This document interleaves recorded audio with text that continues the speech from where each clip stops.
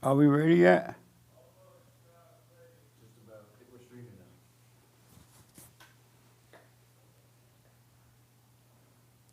now. Y'all still like Trump? Of course. You say no? Why not? I voted for him 3 times. The last 6 months are not happening. You voted for him 3 times? Oh, yeah. And the last 6 months what? The last 3 months what? The last 6 months. Oh, 6 months. Just over it. Over what? Over him. You over him? Yeah. Really? Yeah. And why? Because he essentially broke his two of his fundamental promises, which were one, not going into a war, a foreign war, and then two, his. He doesn't need the mic. He's not on yet. Yeah. You go ahead. And then his reaction to the protests in Minneapolis, I thought was pretty. Weak. Yeah. And you said, what did you say about the war? One of his promises was to not get into any foreign wars, and I'm not a purist, obviously there are times for war. I don't think this is one. What's a purist? A purist would mean I'm like, war is never the answer. I don't believe that. I mean, war is sometimes the answer.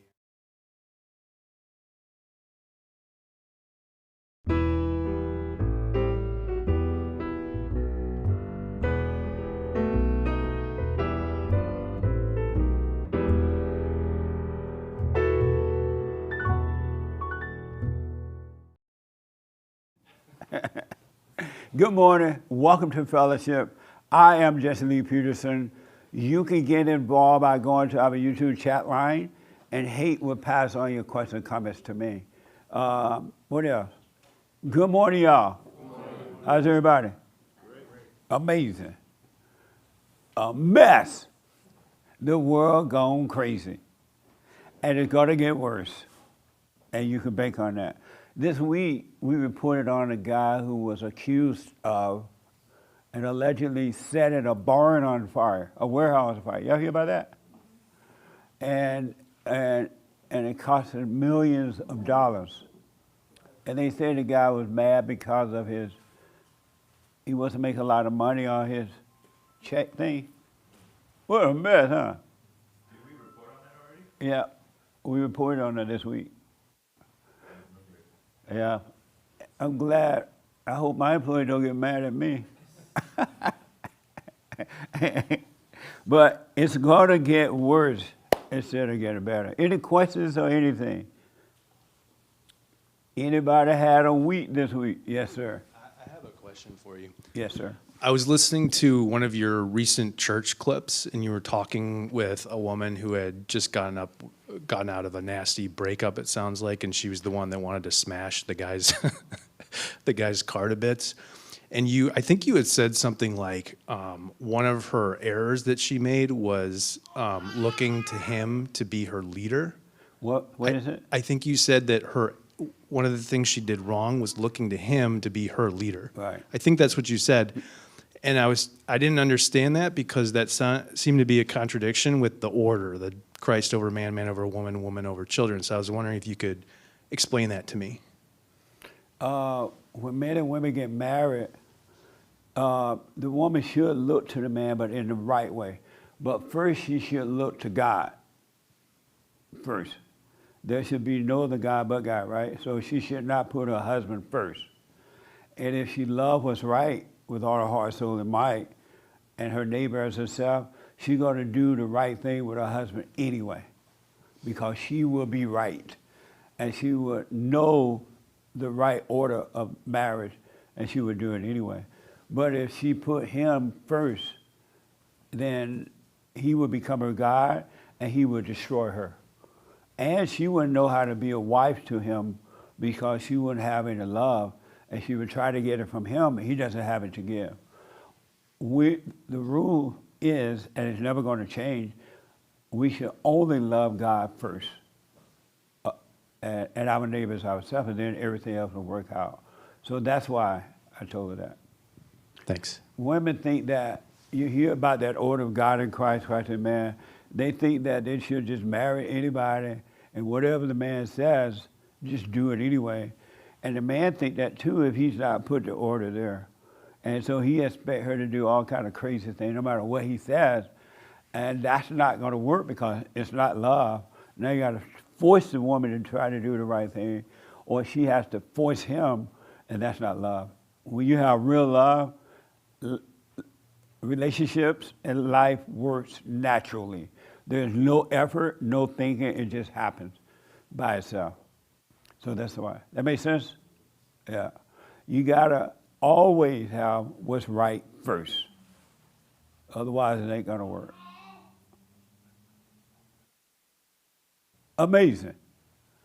Any other questions? Daniel, hi, you had your hand? Yeah. Okay. Go ahead. No, go ahead.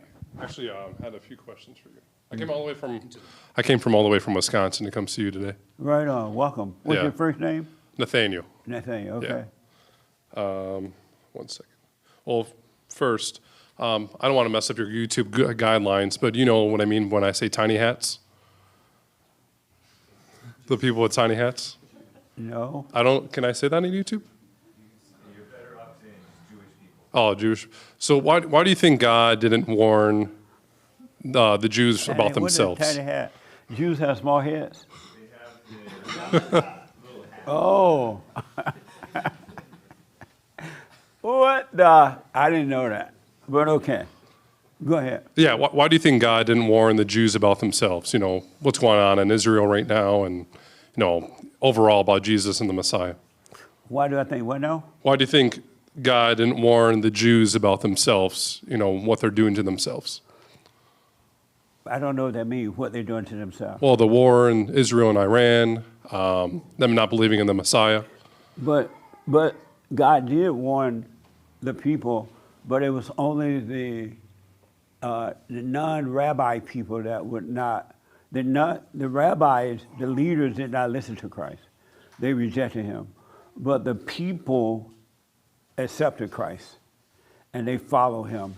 And so it has always been that way, and it's that way today, in that people in leadership, including the rabbis, the Pope Mama, the Baptist preachers, the evangelical Christian preachers in the leadership, they don't listen to God at all. And so, but the people, the ones who are meek at heart, they listen to Christ. So the people did listen to Christ. It was just the leadership did not listen to him. And then does that follow with like what's going on today too? Yes. Okay. Yeah. The leadership don't follow Christ. In all religion, the leader of the religions don't follow Christ. And that's why they can tell the people anything, they can lead them anywhere, because they lie about Christ. And in order to make themselves look real and look important and look like a leader so the people can worship them. So it wasn't just the Jewish rabbis. No preachers listened to Christ. And then I have a few more questions, but by all means, anyone if you want to take the mic. Okay. Yeah. This might be a biblical question that you may want to ask in the future, so it's okay if you don't want to answer it now. But should we negotiate with our future? What? Should we negotiate with our future? What does that mean? Whether it's like sacrifice or, I don't know, I guess it could be like a negative word of like manipulating to get what you want.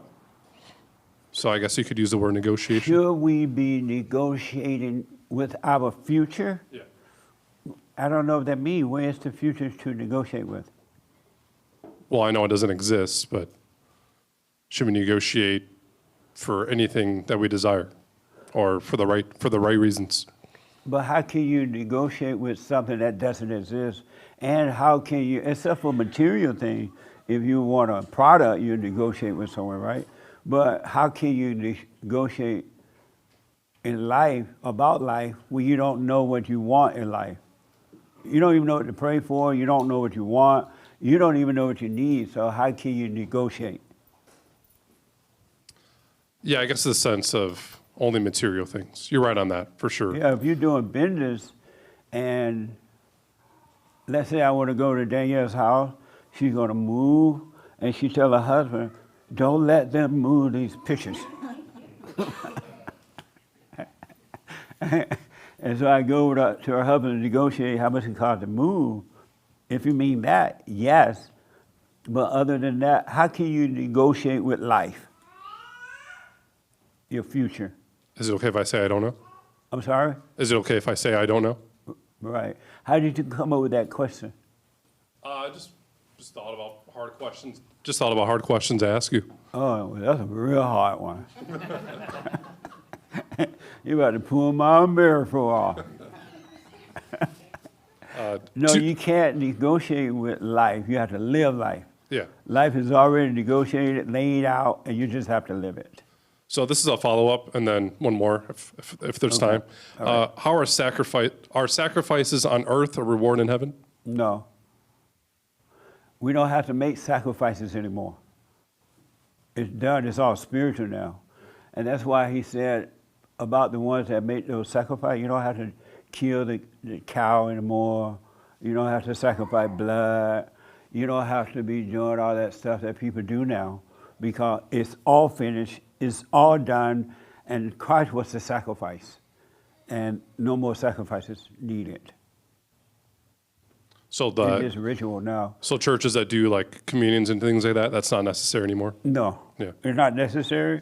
It's only to make the people feel good, to make them Yeah, I think agree. that when they eating the bread, in their mind they think they're eating the body of Christ, or when they're drinking the wine, or they think they're drinking the blood of Christ. It's all an illusion.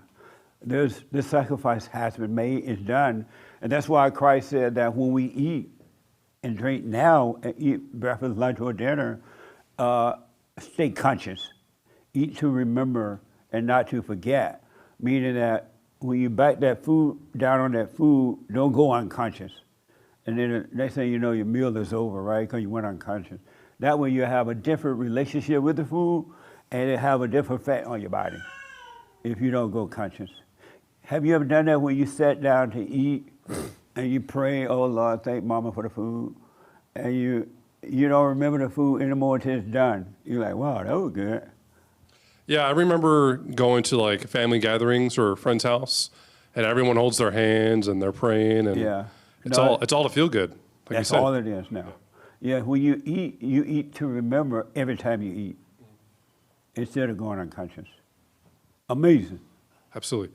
I know I shouldn't ask a black person if they remember, but do you remember the discussion on Monday about AI? Oh, yeah. I That's missed what some of I- it. Do you know, what was that topic about? I asked my experts why they're so into AI, because AI is just a computer put together by another human being. It doesn't have its own mind.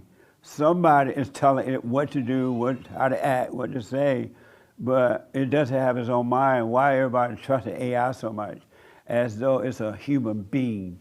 It's just a machine. So I use it for real estate. I'm a real estate investor. Right. So I use it to like run comps or to get an accurate number. Do you think that's bad for me to use it that way? No, it's not bad. It's neither bad nor good. But those numbers that you're looking at, somebody else has already put them in the machine, and instead of having to go to them directly, you went to the AI. That's all that it is. But young people trust AI like it's God. They think it's a machine. Am I right? Hey, you think it's God, right? I do. See, you do. There was actually a Yeah. 15-year-old who thought AI was their best friend, and unfortunately, it used it to get a relationship with it. And unfortunately, they unalived themselves because the AI told them to, pretty much. Yeah. AI, they present AI as though it is a human. It's not a human. It is amazing. Our last question. I feel like we're having a fallen state right now, me and you.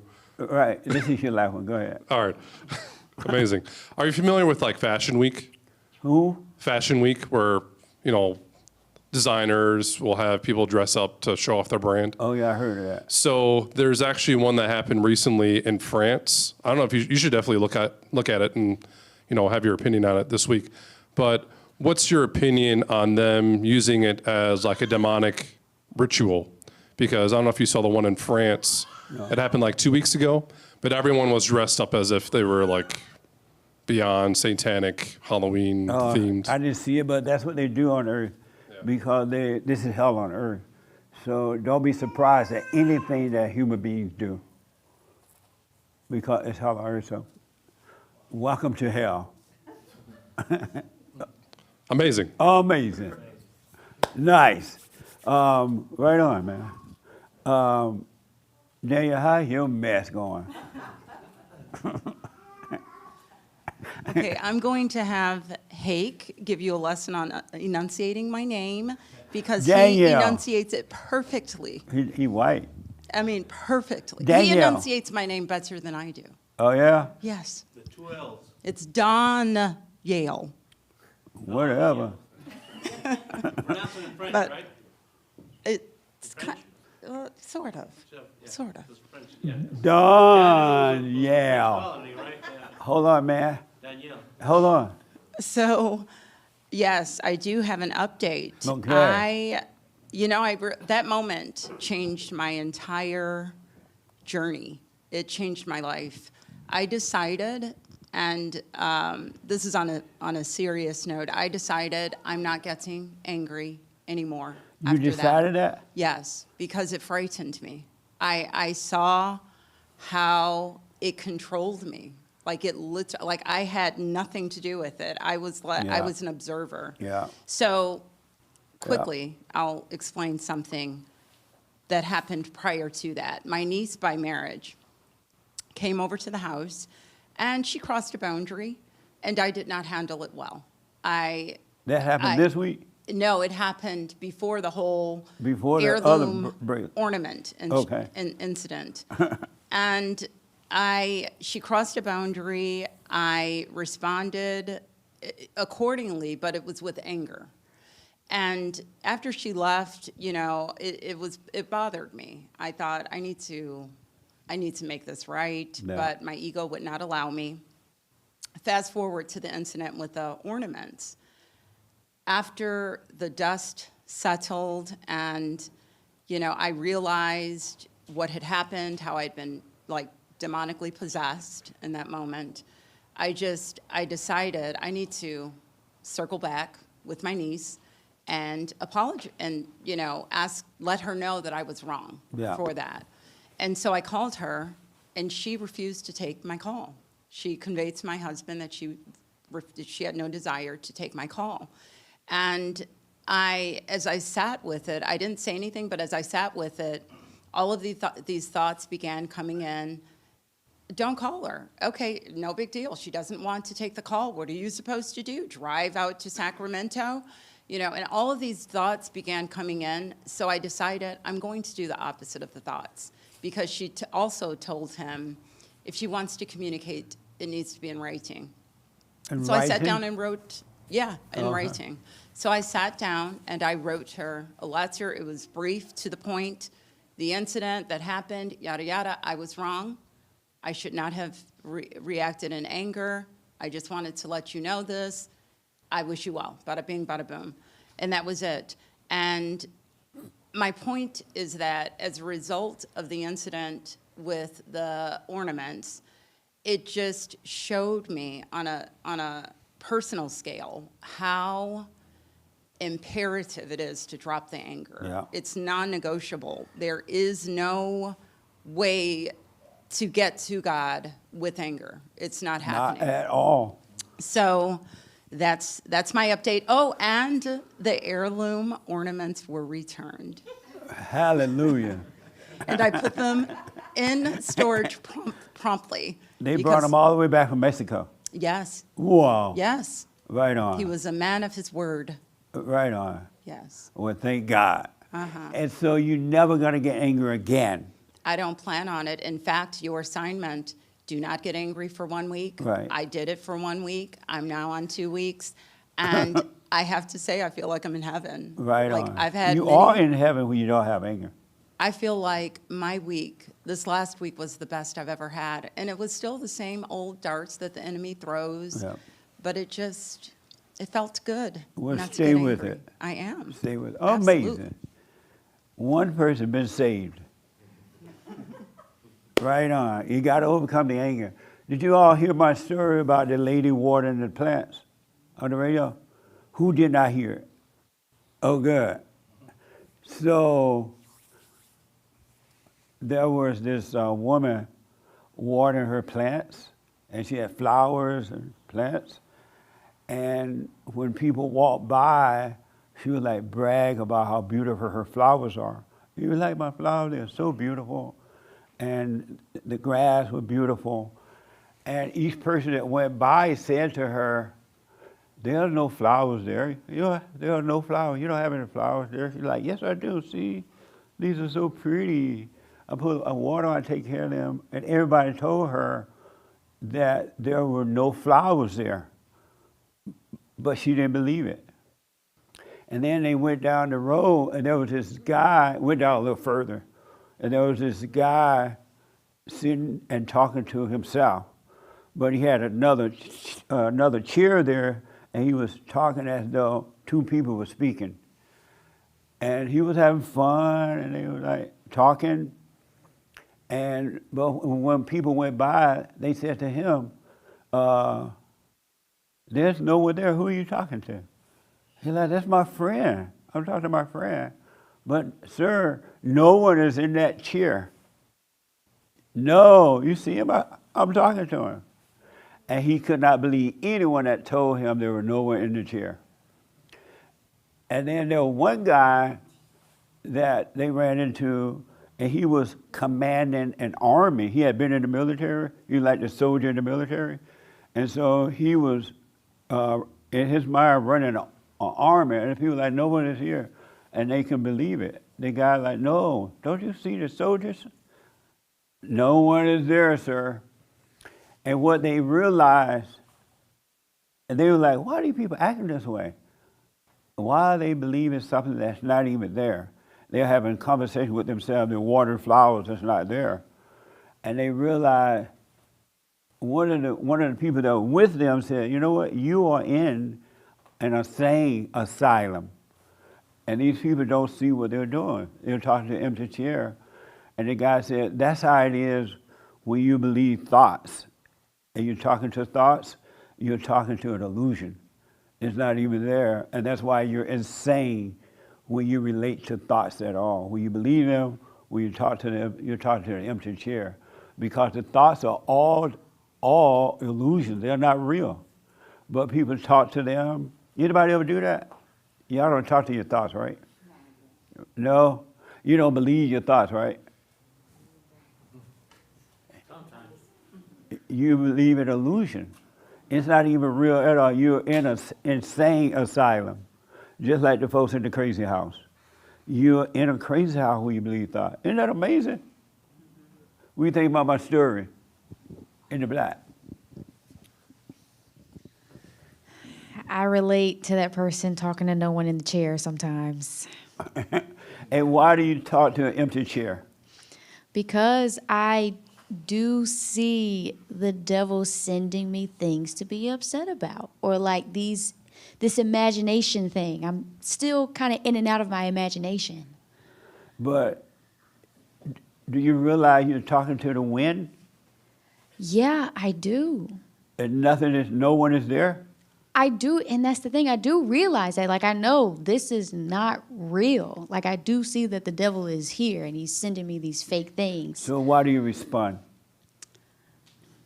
I don't know. I guess it's an ego thing, because he just reminds me of things that happened. Like, just reminding me of things that would make me upset that I didn't do anything about. Yeah. Out of the blue. That's all he has. He can only give you an illusion of the past, remind you of something that happened then but not happening now. Or he'll give you this future thing. Oh, if you do this, you're going to have this, and you're going to be this. But knowing that it is an illusion, why not just shut down and no communication at all? Why not just be aware of it, but ignore it so you can die from it, from the illusion? Because it's truly, truly, truly, truly, truly is an illusion. It's not real at all. Isn't that amazing? It is totally an illusion. It makes you get mad, it makes you everything, and it's not real at all. So why not throw it out of your neighborhood, out of your mind? I usually do. I'm still tripping up on the first thought. I usually catch it right after I react to the first thought. But are you starting to catch it before you react? Catch the first thought and leave it there? It's inconsistent. With some things, yes, I'm like, oh, okay, that's the devil. And then there's other things that seem bigger, and I react, and it's not even happening, or it's something in the past, or like just something so not real. Do you see how insane you are? Yes. Good. Because you're crazy. Every time you listen to a thought and you do what it says, you are insane. You're crazy. Because you're talking to an empty chair. You're watering flowers that's not even there. And that's mind-blowing. And you don't have to do that anymore. You don't have to do it. So why don't you stop? I'm getting better at stopping. I do see it's the devil. Right. I trip up sometimes, but Okay. I am stopping. All right. Well, stay with it. You got that other situation worked out with the neighbor upstairs? No, she's still, she's still loud. But can I add to that what I discovered with that? Yes. I did the assignment of not being mad for the week, Okay. and almost everything that I could get upset about happened. It was incredible. Every door you think was an opportunity, like, slammed in my face. And I had no choice but to sit in my hell. I couldn't leave anywhere. I had to sit with this uncomfortable feeling of things just not going my way. Nice. And I discovered of just, how ungrateful I am of just like my place. And I'm like, anyone would be grateful for where they are. And I'm like, why am I not grateful? Like, I think if I was more grateful, I wouldn't even consider the noise as much. That's right. Absolutely. And I Her discovered neighbor is making a lot of noise upstairs. And she's having a hissy fit up until now. Go ahead. Yeah. So I discovered, I was like, I think I was judging myself too much because I was in my head of saying, okay, well, Shalisha, if you didn't move so fast, you wouldn't be in this situation. So I'm beating myself up of moving too fast to this place instead of just appreciating that I got out of my situation and I'm in, Good a better point. one. Yeah. So I discovered, I was like, I'm judging myself and I'm not being grateful for what God has given me. And it also led me down a rabbit hole of like, well, if you're not happy with this, what you have right now, you just won't be satisfied at all, like with anything else that comes your way. Absolutely. So I'm now trying to just be more grateful for what I have. Be happy. Yeah. Right on. That's so important because it is important to be happy in life and with life. And the last thing the devil wants you to do is to be happy in life. And he's always trying to pull you away from being happy in life. He's always trying to do that. He's throwing some situation in front of you or something so he can pull you away from happiness. Absolutely. Right on. Amazing. So the ladies still make the noise upstairs and all that, but you don't react to it anymore. My reactions have definitely decreased. It's still loud. Like, it's Right. still something that's a thing. But I'm just, keeping my mind on the other things. Right on. Yeah, don't get angry about it. As long as you don't get angry about the noise, you'll be fine. Yeah. And then one day, if you have to move, you move. It'll just happen. Right on. Amazing. So stop talking to the empty chair. Any questions? No. Okay. No questions. Yes, Alexis. Yeah, we supposed to care about thoughts? Because I don't know that I do. Do you supposed to care about Yeah. thoughts? No. This whole idea of thoughts and the fact that they are an illusion, like that's so obvious and so clear to me when I can see them, Right. that I don't care about them. And I don't know if that's the right way to think about it, but when it comes to this whole thoughts thing, I just don't care about them. If you mean you are aware that there is a thought there, but you pay it no attention. Yeah. Just be aware that it's there, but give it no feedback, no nothing. Then you die from it. It's just, for me, it's so clear that it doesn't mean anything. Right. That it's And an it really illusion. doesn't. It doesn't mean anything. It's fake. It's all of these things that I can't be bothered to care about the thing that's coming across my mind or entering my body. I can see it, and as quickly as I can see it, I'm calling BS, bogus speech. Right on. And I just don't know. You call it BS, you say? Bogus speech. Oh, bogus. But no, I really am What wondering. the- I really am wondering though, like No, when it don't comes care to about when it, when no. it comes to that, I don't, and I just Right. don't know if that's the right Yes, approach. it's right. Okay. And I also do have another question. Okay. Last week, towards the middle of service, you were talking about something about like it's better to be you. That why would you want to be like anybody else? Have you ever You don't compared want to be like your mama. You don't want to be like your daddy.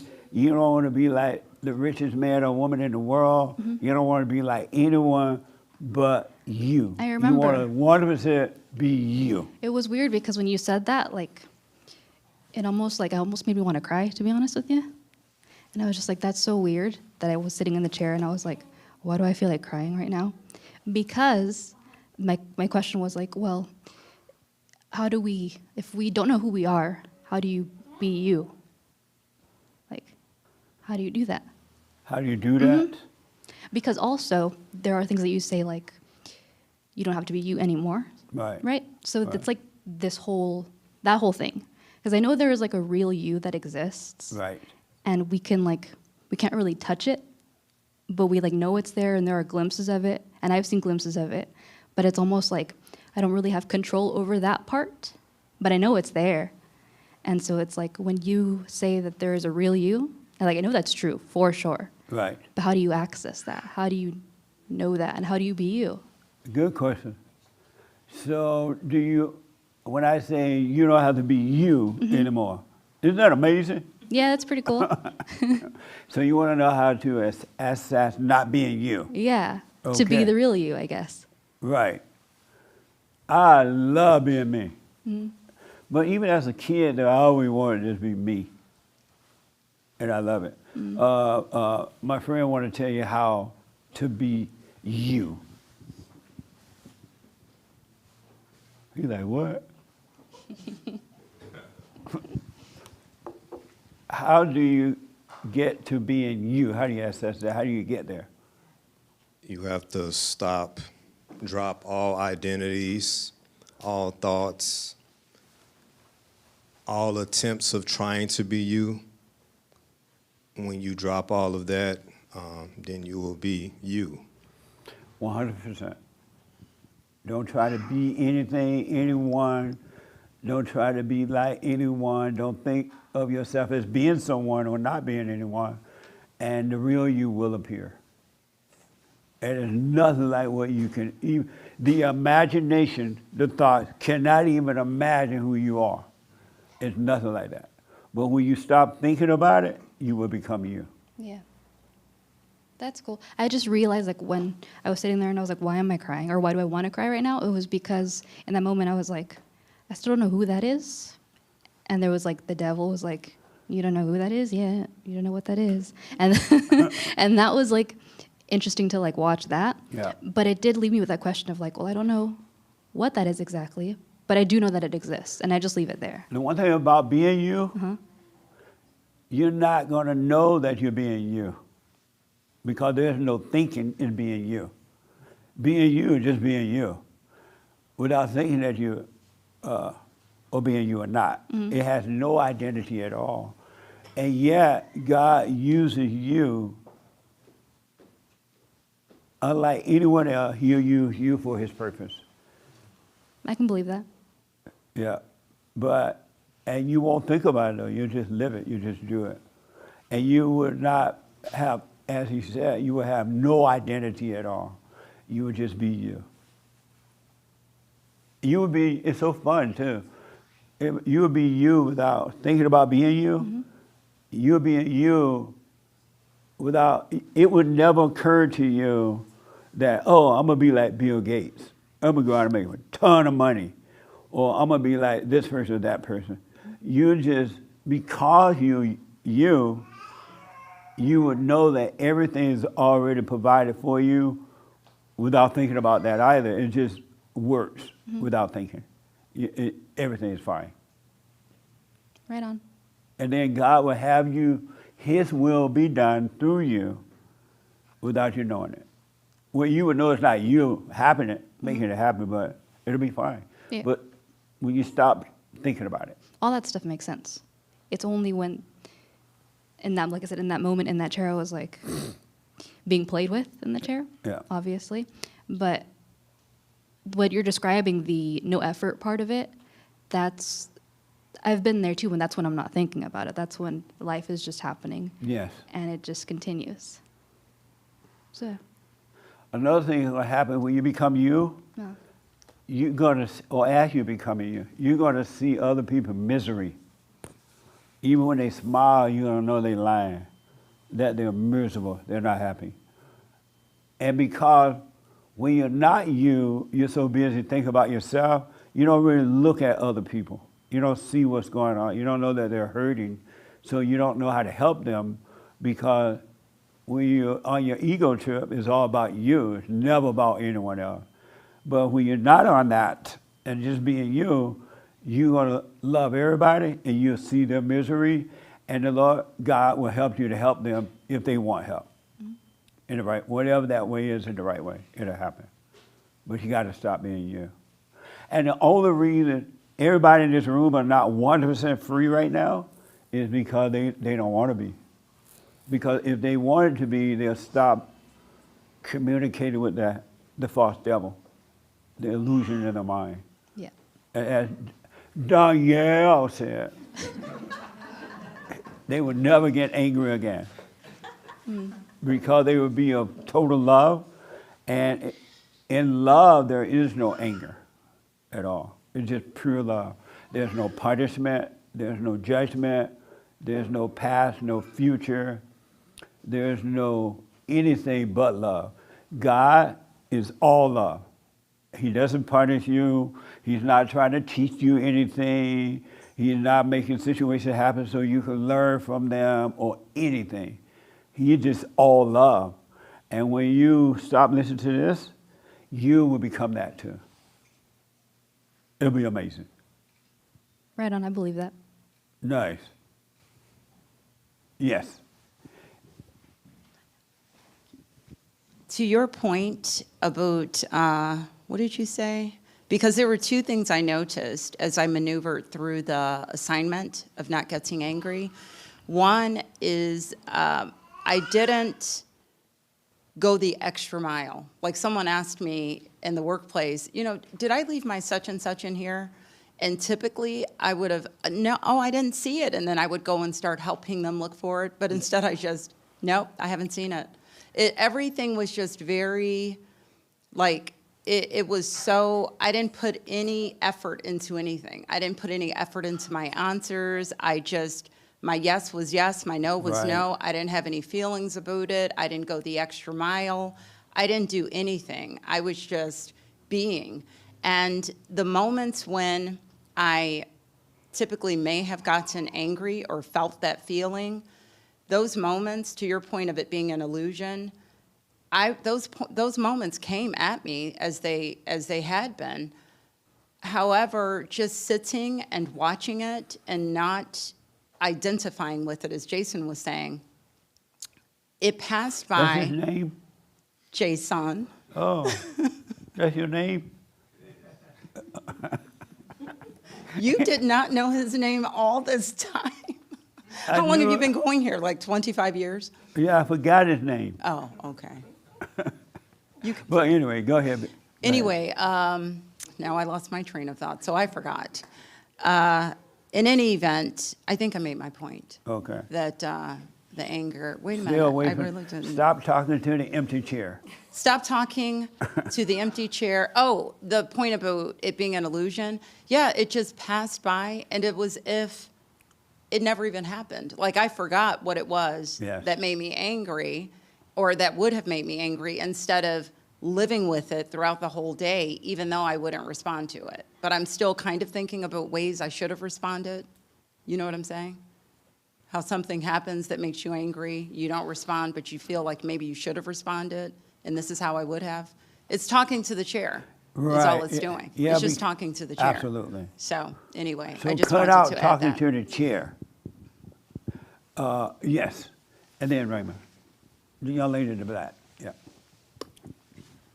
When I was going through that week of hell, I was crying out to God, just asking him, like, if I'm a child of God, why did you send me here on earth to go through all this hell? Like, what is the point of all of this? And then I began to think, I'm like, well, the devil's been defeated. So, like, if he's defeated and I'm going through hell, am I really going through hell if the devil has been defeated? So then it made me think, like, okay, well, when I die, can I really, God forbid if it goes that way, can I really go to hell if the devil's been defeated? Is hell even real? What am I really battling here? Like, what is this? Do you get what I'm trying to say? I do. But it just brought me to that rabbit hole because I'm like, wait a minute. If God defeated the devil and if devil is, he's done, there's no hell, then what is it that I'm experiencing right now? And what you come up with? At first I was like, well, is hell an illusion? Like, what is it? If all of this is done, like if God sent his son and Jesus did it all and, it's done, then Right. what is this that I'm dealing with? No. Is that a question? Yes. Oh, okay. The young man in front of you want to respond to it.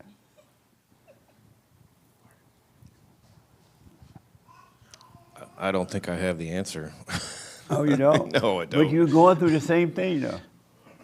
I think we're all going through that. No, but you're going through the same hell, too, right?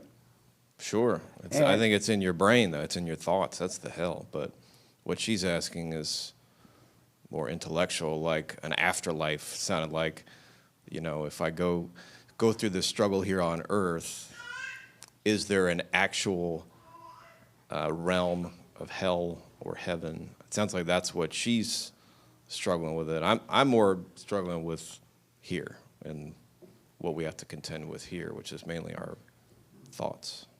And you're struggling with it in what way? I can't turn them off. I would say, like most people, it's very brief. Trying to do the silent prayer, that is hard. And Doing that- the silent prayer is difficult? Very difficult. In, Yes. in what way? Well, Doug, don't forget, Doug, you want to tell her what's happening with hell in a minute, but go ahead. How's it? Is this your first time here? It is. Yeah. What's your first name? Chris, Where you from, Chris? Calabasas. Oh, okay. Welcome, man. Thank Go you. ahead. How is the silent prayer difficult? Well, perhaps I'm making it harder than it should be. If there's a goal, like if the goal is to shut down the thought, then it's like, I'm losing like every time.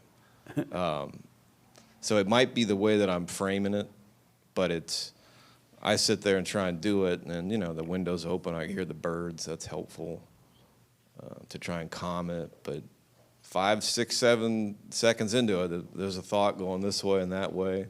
You need to get up. You need to go do this. You did that thing wrong. It's often negative thoughts Right. about yourself, your life, the decisions you make, the anxiety about a future that's never happened. So it's difficult, but maybe I shouldn't have a goal other than to just have those 5 seconds without the thought. Maybe that's Amazing. enough. And so do you have a question about it? Well, I was thinking about one as everyone was talking is if we have no thoughts, how can we accomplish any goals in life? And are there any goals that are even worth it? You know, how am I supposed to get anything done if I can't think and analyze? Mimi want to come up front and respond to that. You know who Mimi is? And I want to come back to the hell woman in a minute. Don't let me forget, all right? Mimi want to come up front and sit right there and respond. You don't know who Mimi is? No. How can you miss Mimi? I don't know Mimi. She's always crying. So Mimi, he's having problem with all these thoughts, and the prayer's difficult, and his goals. How you gonna have goals? How you gonna complete goals if you don't think? Am I right? That's one of the questions, sure. Okay. So what do you say about the difficulty he's having during the prayer? I think I relate to him. I think you and I have had conversations since the moment I've walked in here with that in mind.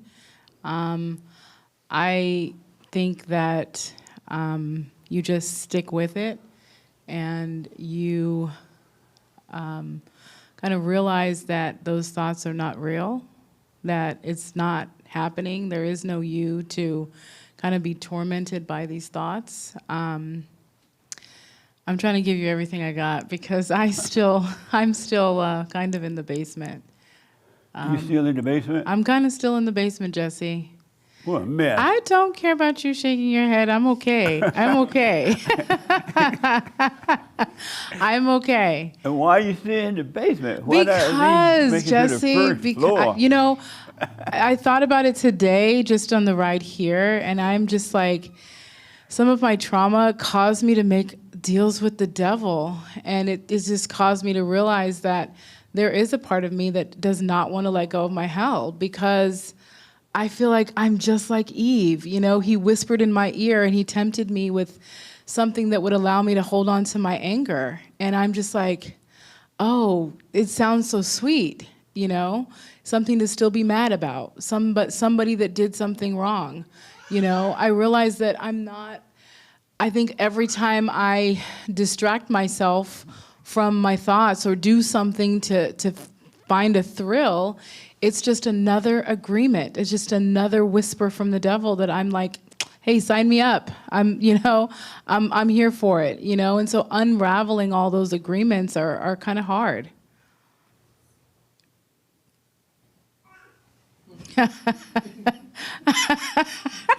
Did I make that all up? It's okay. It's okay.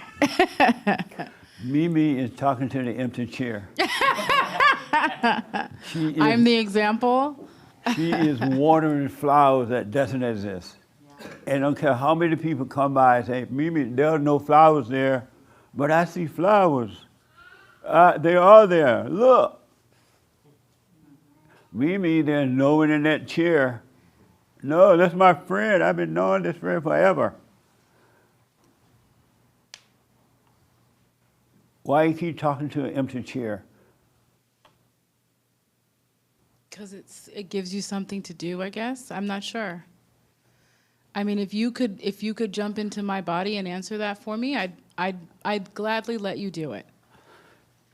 I don't understand when you say it give you something to do, to freak out or something.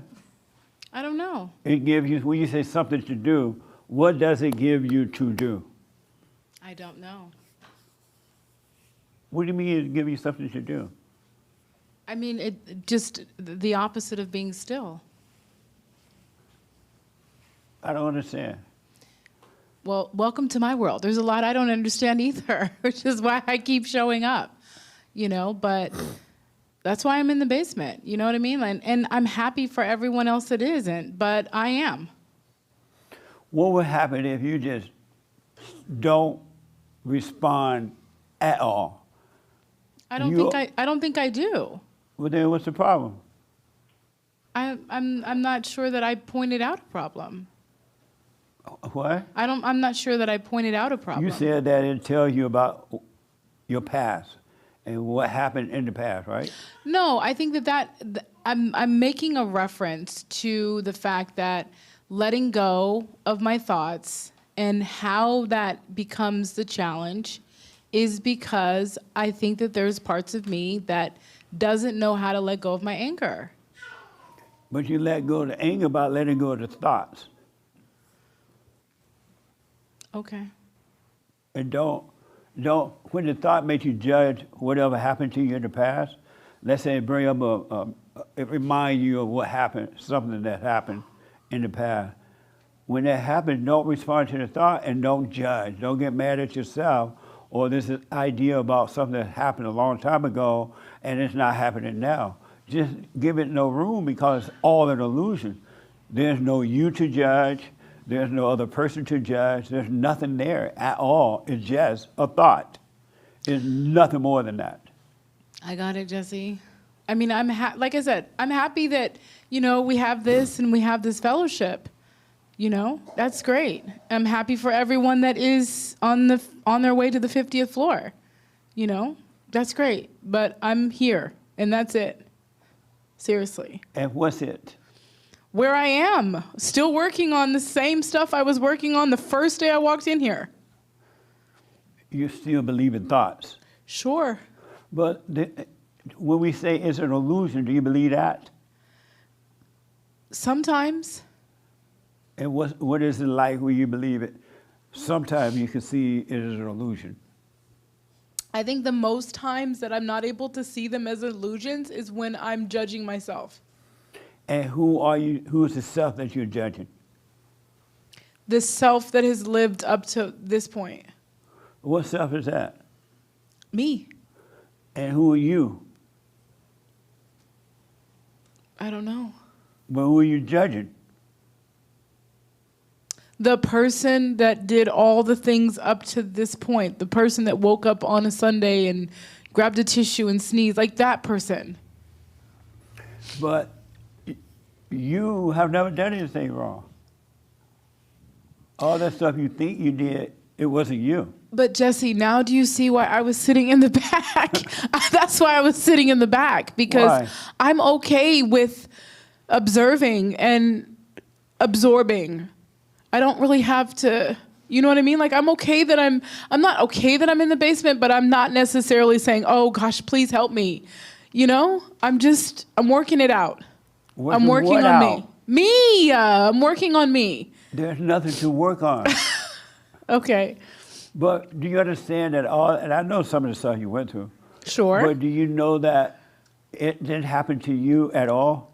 At the time, you didn't know it wasn't happening to you. You thought it was happening to you. I don't know that I believe that. Why not? I don't. You had the thought, you felt the pain and all that, but nothing was happening to you at all. Got it. Do you? No. No. I have gone to counseling and all the things. I have done all the things. It happened to your body, but it did not happen to you. And this I promise you. Okay, but Jesse, do you want me to look you right in the eye and lie straight to your face that I understand that? Yeah, maybe then we can end the meeting. We can move on and I can pass the mic. I can pass the mic now. I'm playing. I truly can, Jesse. But it did happen to your body, and then it happened then. It's not happening to your body now. It's not anywhere now at all. When the then was over, it was over. Right.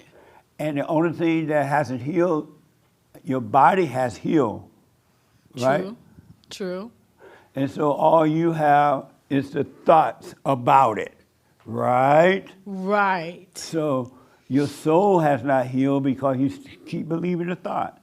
Your body has healed. When that happened, it happened to your body. It didn't happen to you. And all you have now are memories that Satan bring on, and you still, when Satan bring it onto you, you feel like it's happening now.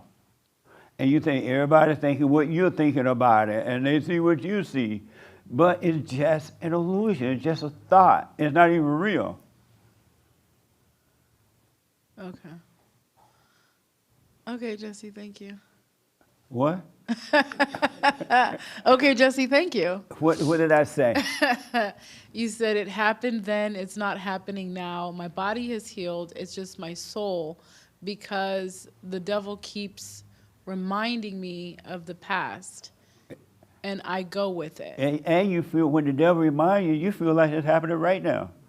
And not only do you feel like it's happening right now, you think other people can see it's happening right now. It's not. It's just a thought. It's not happening. Okay, Jesse. Okay, Thank you. what? I hear you. What am I saying? You're saying that it's just a thought. And I hear you. And do you see that it's just a thought? I guess I'm still not seeing that. Because when the thought comes, I literally can be absorbed in it for like Right. 15, 20 minutes. Right. It literally and it's funny because I'll do some of the assignments and then I guess the devil just gets really upset. Like, we have made a comfortable home in this one. And so I get really tired throughout the day. Like my thoughts are just heavy. They're a lot. They get really intense. So. And what do you do when that happens? I try to do the silent prayer. I try to just be still and try to come back to the present. But sometimes it's really hard. See, I apologize, sir, that I'm the farthest away from the answer to your question that ever could be. But you're reminding him of him. He's going through the same thing. So- Situation is different, but the same devils.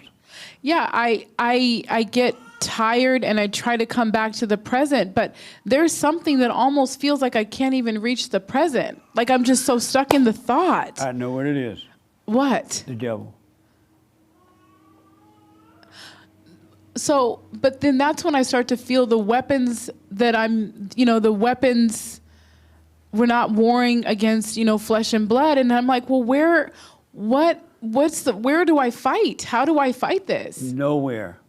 I know, but then I get stuck in the thoughts for 15, 20, 30, 40, an hour, minutes. Relax in them and don't fight with them, because all the feelings you're having about the thoughts, it reminds you of this, you're feeling the pain and all that going on and the devil carrying on. Those are the demons inside of you. It's not you. And they don't want you to know that it's not you. And they don't want you to be still and let the light come in. This is you. These are those demons. Carry on.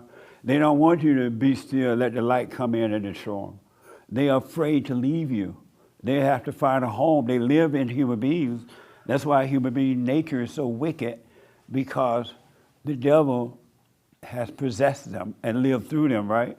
And so all this stuff you're feeling, it is the devil and his demons. And they are yelling and afraid and crying and carrying on to pretend to be you so you can react, so they can stay with you. So it's not you at all. It's the demons doing that. And so when that happens, because you're unconscious, relax with the demon. Relax in them.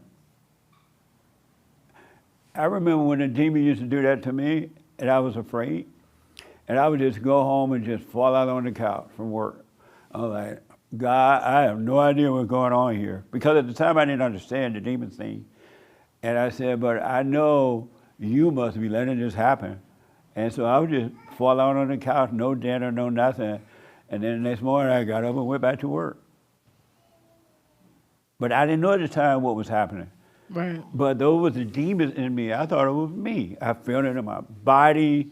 I had heavy thoughts, and it was awful. Right. But there was nothing I could do. I couldn't reach out to anyone. I couldn't do anything about it. Yeah. And that's what's happening. It's the demons in your body. Do you understand that? Oh, sure. Yes. Yes, what? I understand that. Understand what? That there's demons in my body that don't want to leave. Right. And that's why they're having a fit. I'm exhausted. Right. Because Surely. you're fighting with them. Okay. If you just let the demon have his field day, let it act up in there and go crazy and carry on, blah, blah, blah. But go about your day, barely can breathe, barely can walk, but crawl to your job, do your thing. The demons are being destroyed by the spirit of the light. You're letting light. God said, be still and I'll fight your battle for you. He's talking about that. I'll fight those demons for you. You cannot do anything about them. I fight fear for you. I'll fight worry. I'll fight doubt. I'll fight anxiety, depression. I'll fight being a drag queen or LGBT, whatever. I'll fight that for you if you let me. But you won't let him. You Right. get involved. Right. I agree.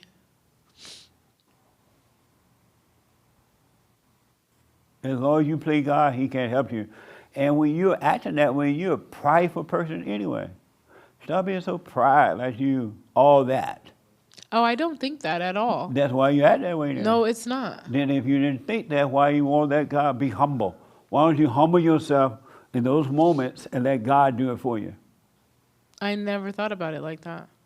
So you've been so prideful. I'm Jesse Lee Peterson. I'm here to tell you that's not me. It's not humility. I'm not a It's very a humility. prideful. I'm not a very prideful person You though. are very prideful. I'm absolutely not. No, you 100%. Okay. And I got proof. Okay. You don't let God fight it for you. You cry, oh, poor me.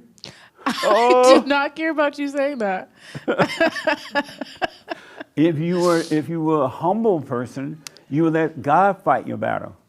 He'll fight those fears. It's a spiritual thing. There's nothing you can do about it. But in your prideful state, you saying you can fight it.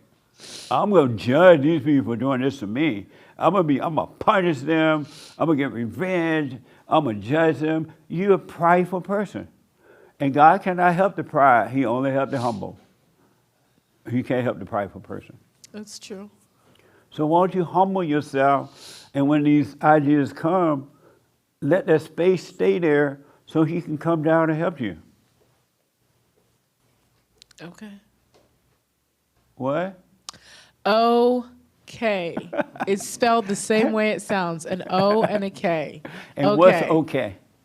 What you just said, letting God, having humility and letting God fight the battle. Just being still. And why did you think you're not a pride? You're a very prideful person. I honestly, that's another disconnect. I don't think I'm very prideful. No, you're very prideful. Well, I mean, that's something that I'm Do having. you see now that you are? Mm-mm. Yeah. I don't. Isn't Donyale your friend? What does Donyale be, my friend, have anything to do with my pride? When you call her up in your prideful state, doesn't she tell you, stop being so prideful, let God No, fight? she does not say that. I've never heard the word pride come out. You're the first person that has ever said I'm very prideful. No, Donyale, why didn't you tell her? Jesse! Donyale. You're the first person in my whole entire life since the beginning of time for me that has ever called me that. Oh, I see. Well, anyone who fight with the devil is a prideful person. They're not humble. And that's why God can't help them. Okay. Because they said, I can do it myself. I don't need you, God. I'll fight my own fears. I'll fight my own worries. I'll get revenge on someone. I'll gossip. I'll do something. I'll be afraid. I don't need you, God. I can do this myself. And they lose out every time. God only helps the humble one. He doesn't help the prideful one. Okay. You need to humble yourself. Okay.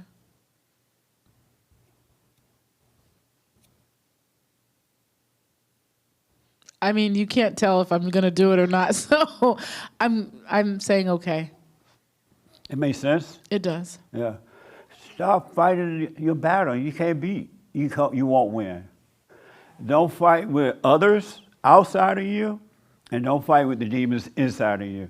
Lay your weapons down. Look how crazy the world is. Everybody fighting and killing and robbing and raping and doing all kinds of crazy things out there. They're fighting each other. These people on the right side of the issues, they say, fighting the ones on the wrong side of the issues, they say, and both sides think they're right, and all the prideful people fighting, and nobody getting it right. Let people do what they want. That's their body. God gave them that body. They can do whatever they want to it. God doesn't care. He cares for those who want help, those who reach up and say, help me, God. As the young lady said, I cried to God, I'm trying to understand. God will help her. But he's not going to bother you if you don't want help. And you shouldn't be bothered by others not wanting to help. You should not be for or against anything.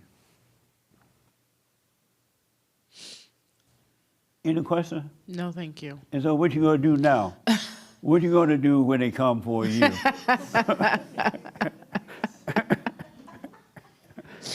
No. So they coming for you.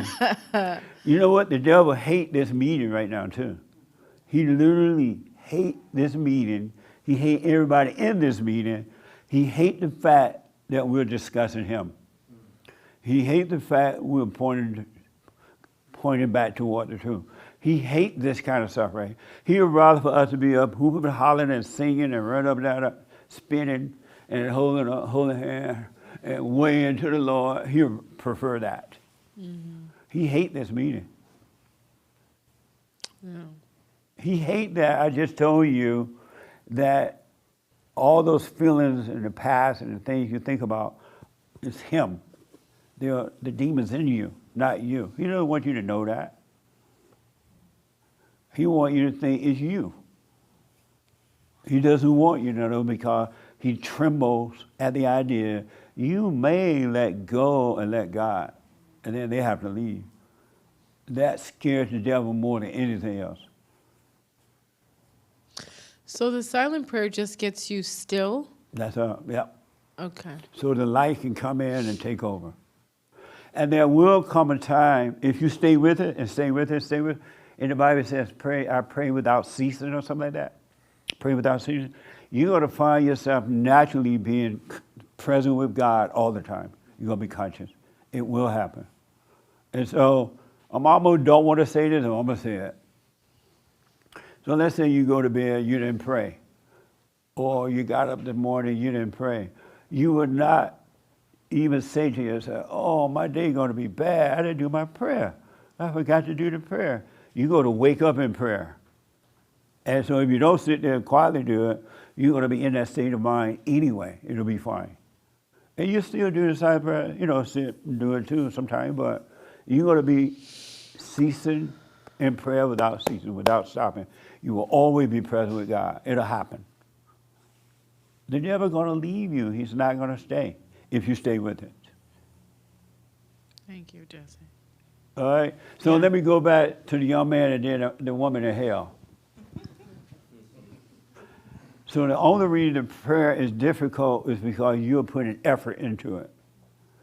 When you sit and pray, your thing is to just relax and see what's coming and going. If you have a whole bunch of thoughts, it's only because you're aware of them. They've always been there, it's just that you were not aware that they were there. And so when that happens, just watch them coming and going. And making you think you got to go to work, you got to do this, whatever, right? Just watch them. And then if there's only one or two or none at all, watch that without any opinion. You're the watcher and the light will do the work for you.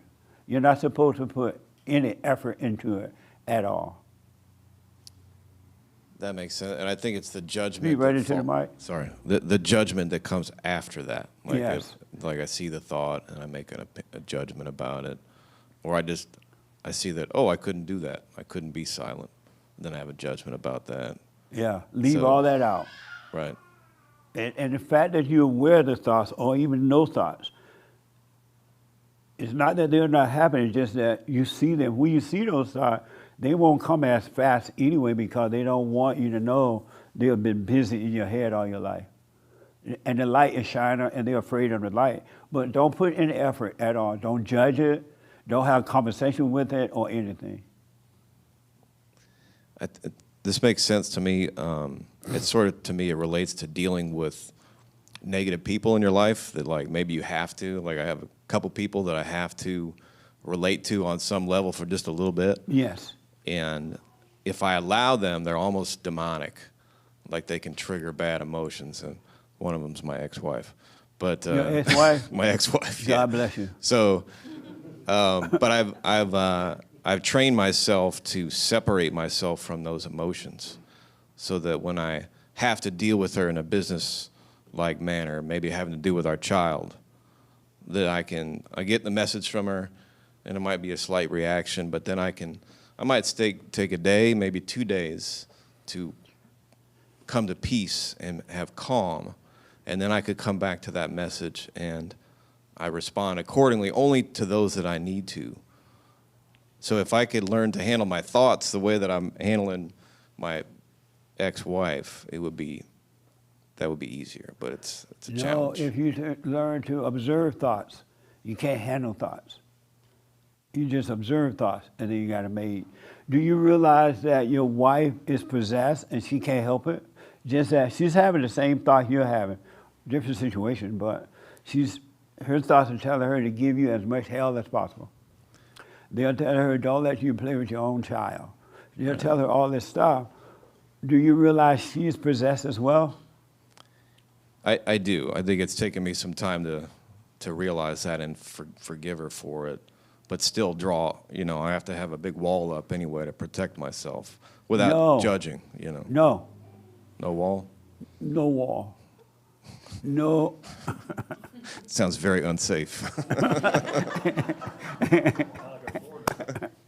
What you don't realize, if you realize she's possessed, she can't help it, just as you can't help yourself. She's evil, and it's not her. The evil is not her, but it is in her body and control her. And don't judge her. You would deal with her perfectly. There will be a wall, but it'll be a spiritual wall. The wall of God, the wall of love will protect you from her without your effort. And you would deal with her perfectly. But if you don't realize that and love her by not hating her, you're not going to ever deal with her or anyone in the right way. You got to love her. That's going to be a tough one there, but To love her? Mm-hmm. And why? It's a lot of pain, a lot of history.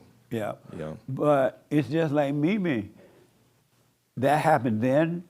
That's not happening now. And I know you're dealing with it with the child, I guess, and money and stuff. But she cannot help it. Forgive her. She cannot help it. The Spirit is driving her too. And you got to love her. Does God love you? Yes. But you're no good. He loves her too. I know that. And you got to love her then. Right. And then you deal with her perfectly. Doesn't mean you got to hang out with her. Don't Right. give her any money. Don't argue with her. Don't do anything. Stay away from her, but don't hate her. Yeah. I'm almost there. Yeah. Almost where? Almost to not hating her. But why not just be that now? Well, I guess there'll be moments when I can go weeks or months and not feel any of that, and then there might be something that comes But you my only way hate that her when you brings that think up. about her. You only hate her when you think of her. Or she call you, you have a thought about her. Yeah. Then the pain comes, the hate comes. Catch the thought, she can't help it, and deal with her, but in the right way. That doesn't mean don't give in to her or anything. Just don't hate her. Okay. She can't help it. It's not her. Yeah, I know that. And she caused you hell, but what you don't realize, you wanted that hell. You mean in the beginning? I'm sorry? I wanted it like in the beginning? Yes. That's why you got with That's why her. I picked her? I'm sorry? That's why I picked her? Is that what Yes. you mean? Well, she wasn't like that then. Yes, she was. I just didn't see it. Yes, because you and your wife were the same. Like is attracted to like. You married what you were. You married who you were and what you were. So she was just like you and you were just like her, and that's why y'all got married. If you were not that way, you would not have married her. You would not have had anything to do with her at all. But you married who you are, and two devils got together. And you put on a showcase personality for her, and she put on a showcase personality for you. Two devils came together, and they deceived one another. And then they got married, and then they fought. And you fought the devil, and you lost. See, I feel like I won, but I guess that's subjective. You got one child or one wife? One child, yeah, one ex-wife. Yeah, we share equally. So, But do you realize you got with the devil because that's what you wanted? That's who you were? well, the devil deceived me. Right. Yeah, she was a picturesque, perfect in the beginning, and then the deceiver, years later, it was like, well, you're not that person at all. And then you deceive her and pretend to be an alpha male. You promise her the world. That's true. Two deceivers, both showcase personalities. It was never love. So you got what you wanted. Yes, I guess so. You lied to her, and she lied to you, and y'all lied together and made a baby. Well, at least we got that. I don't know. She's going to destroy your baby. I think she's doing all right. Yeah, my kid's doing How all old right. is she now? Your She's child? 8. She's 8 years old. Oh, okay. Yeah, she's doing But good. don't hate her. You don't have to deal with her until you have to, but don't hate her. You got to love her. Love your enemy. Love God with all your heart, soul, and might, and love your enemy. And you can enter into the kingdom of heaven and have perfect peace. Otherwise, you're not. You got to love your ex. Isn't that amazing? That is amazing. Yes. Thank you. But you got to love her. Otherwise, you would never love God. I hadn't thought about it that way, so I appreciate that. understand. Yeah. Yeah, that's why we have these meetings, to encourage, and that's why I do the assignment and everything. I want to encourage people to be present. Think about what you're doing. Being aware of what you're doing. Being aware. But you got to love her, man. You can't hate her. Okay. I That will. makes sense? Yeah, it makes total sense. Any questions Not, about not easy, but it makes sense. Yeah. Well, when you say not easy, I like that statement. What do you mean it's not easy to love her? Are you saying it's not easy to love It her? will require effort. Like, there are people in my life that I love easily because they're easy to love. There's a lot of people that are not, and she is at the far end of that extreme. So it will require effort, forgiveness, right? It'll recover, it's going to have to come from God and not like from me as a person. Oh, okay. It's going to have to come through me. Amazing. So the young man want to respond. And Raymond, I have forgotten you. This young man, he said that there are people in his life that it's easy to love, and he loved them. But with this one, it's going to be hard to love her. It's not going to be easy. And you say, Good luck.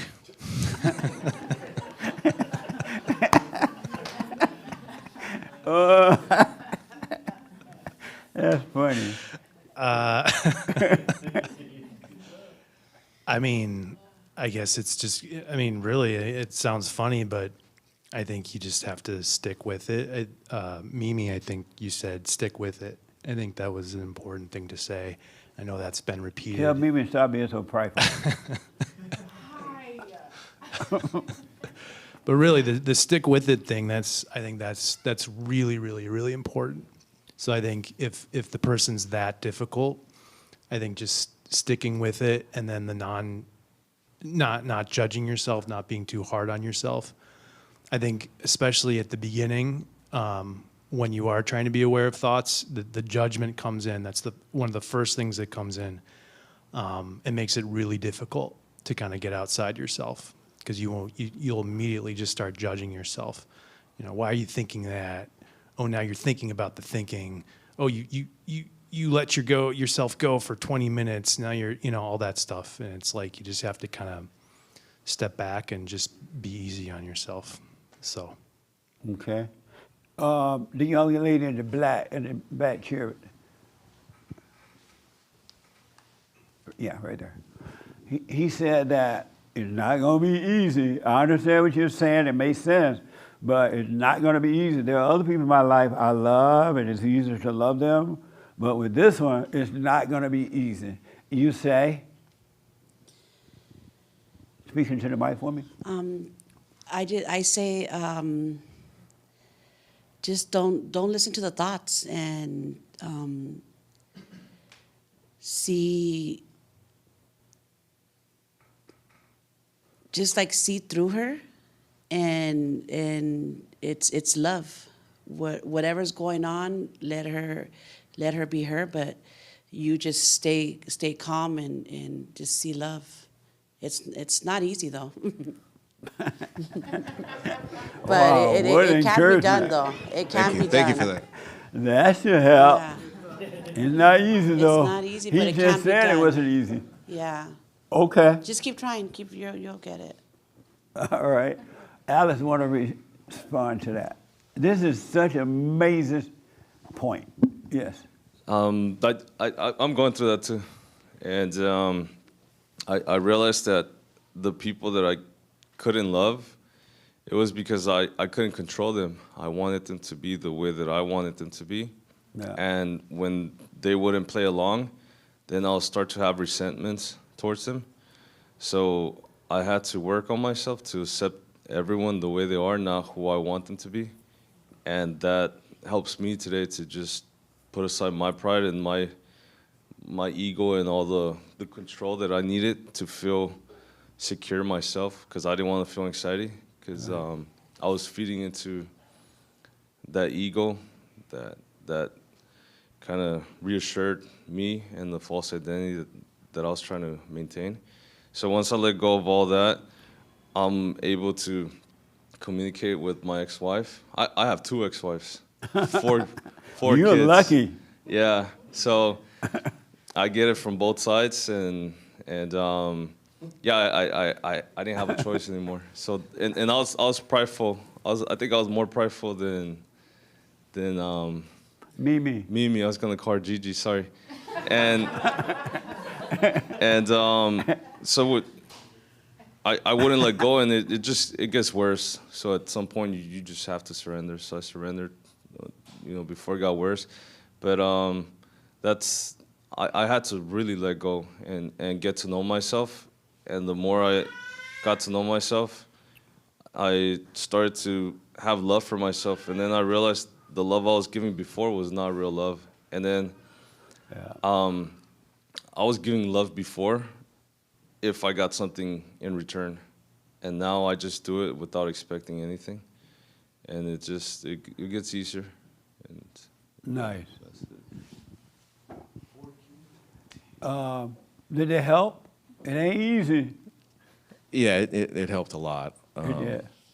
The one thing I want you to know, love is the easiest thing you can and will have to do in your life. Love, it flows like river water. It is so easy to love your bitter enemy. It's easy because there's no effort in love. 0 effort. It flows through you, from above, through you. The reason you think it's hard to love because you hate it and you have no love. If you stop judging her, you would love her naturally without even thinking about it. It would flow through you. You don't have love to love with. No human being has love. Only God has love. And when you love God with all your heart, soul, and might, you're going to love your wife, your enemy, everybody, without even thinking about it. And it will flow through you.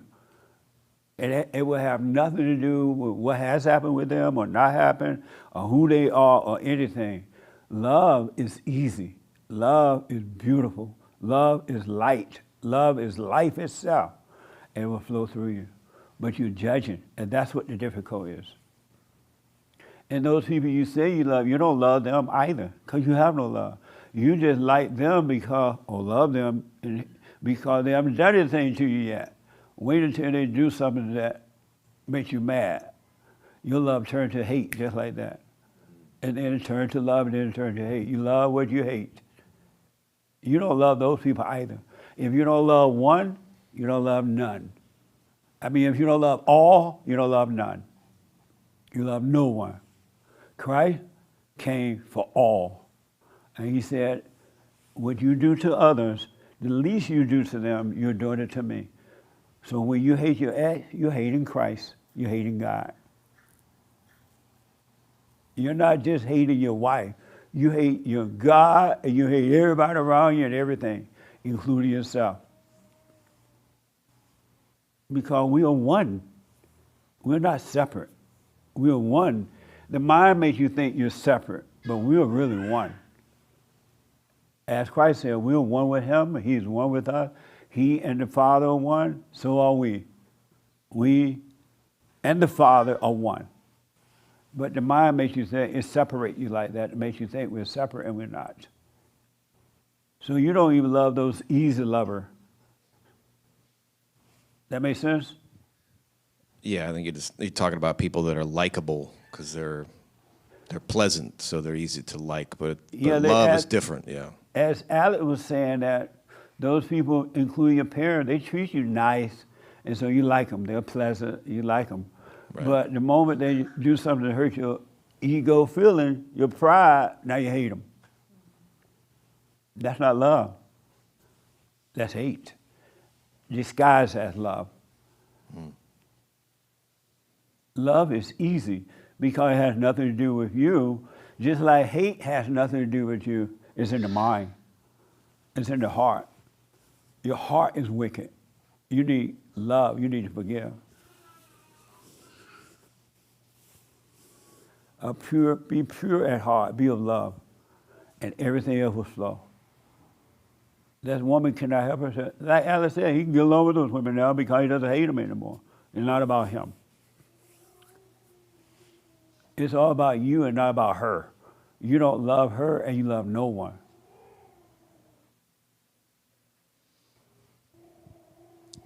Yeah, I think that makes sense. I think with her that I was so focused on protecting myself from future harm that maybe I went too far and it turned into hate, as opposed to, I think there's a way to love someone and still protect yourself from, it's like an animal in a cage. You're like, oh, I love that lion, but I'm not going to stick my hand in there. But if you love her, you'll be totally protected from her. So I wouldn't need a cage for the lion. No, not at all. Okay. And love means don't judge, don't hate her, don't be angry. And again, you don't have to live with her or let her come near you or anything, but don't hate her so you can have peace. Okay. I won't. Have you forgiven your mother? No. No. I can tell. I've thought about it. I've thought about it in my mind, but that doesn't count, right? And why you haven't done that? I think it's intimidating. I mean, I've only been thinking about it recently. I've wanted to really sort it out in my head. Like, what am I forgiving her for? I could start listing things, but I probably need to write it down so I can give it some thought. Then it's just about courage and going and doing it. How old are you? 47. And you're afraid of your mama at 47? Yes, sir. Isn't that a mess? Yeah. Yeah. You got to go to her shaking in your boots and forgive her. Mother, I'm sorry for resenting you. I realize now you couldn't help yourself. Mm-hmm. And I'm wrong for judging you. And God will forgive you. You'll be fine, but you got to shake in your boots.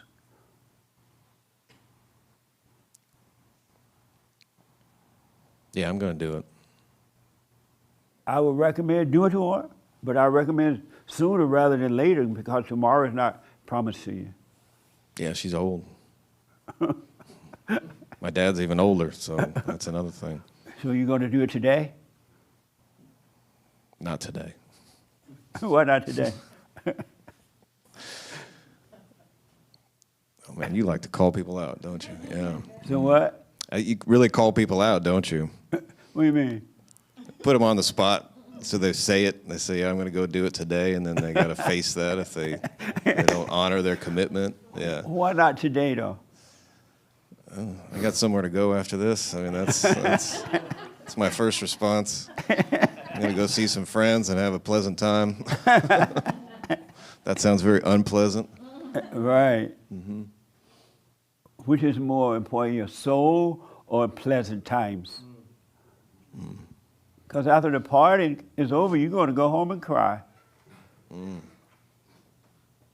then you're going to wish that the party would never end, because now you got to go home with you. And you know who's going to be there when you get there? You. Why do you always go home to you? Have you noticed wherever you go, you are there? Yeah, I've noticed that. So why do you always carry you around everywhere you go? Who else would you carry? Mm. The real self. The free self. The self that when the party is over, you're just fine. You go home and sleep like a baby. Or you won't have to stop at the bar on the way home to have another gin tonic. I'm already feeling good, but I think I have another gin tonic. That way I can sleep a little better. That make sense? Yes, sir. Thank you. Any disagreement with that? No, I don't. Any questions? No, I have a lot to contemplate, but I value this very much. Thank you. So when you do the silent prayer, relax and let it happen. Don't put any effort. Just be aware. And then forgive your mother and your father for not protecting you from her. And don't ask for forgive. You admit you're wrong for judging them. They couldn't help themselves. And then your wife cannot help herself. Stop judging her. And deal with her with love. But right now you don't know what love is, so don't worry about it. But it'll come if you forgive. Your heart will change. Salvation is about the heart change. Christ talked about salvation of the heart. You gotta have love. Everything is done from the heart. All right? Amazing. Thank you. All right. Let me take Raymond real fast, and we're gonna go to hell with you. We're gonna tell you about hell. I'll make it as quick as possible. All right. Okay. From what you describe of all those people living in their illusions, it reminds me of a scene from a Marlon Brando movie called Viva Zapata. In that scene, the main character, Emiliano Zapata, informed the people, and particularly his wife, that a strong leader can make the people weak unless that leader brings that people to the strength in themselves. The people, all these people you described, were living in an illusion. They want to live in an illusion because they want to be weak. They want to be led by forces outside themselves instead of the strength within. 100. Yes. So that's why we must always understand one thing: the price of freedom is eternal vigilance. Right on. Amen. For sure.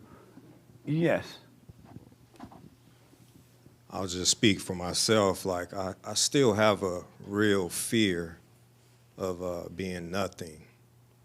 Like, so I want to engage with my thoughts a lot. I've gained the identity from them. So anything that's happened in the past or what I think is going to happen in the future, I want to engage. I want to fight. I don't want to be perceived as being like nothing or not having an identity or being perceived as boring or, you know what I mean? Like, it's still a fear there, like, of truly being nothing, not fighting, not getting angry, not, just letting life happen and being considered nothing or boring or. Yeah. So I think, I don't know if that applies to anybody else, but that's everybody something, in this room. So that's why they won't let it go. Yes. So that's what I've noticed with myself. Like, I still have a little bit of fear there of being really a doormat or really being nothing, and then letting my true self reveal by being nothing. So I just want to throw that out there. The young lady behind you want to respond to that. Yeah, even if we are not admitting it out loud, that's, I think, something that's,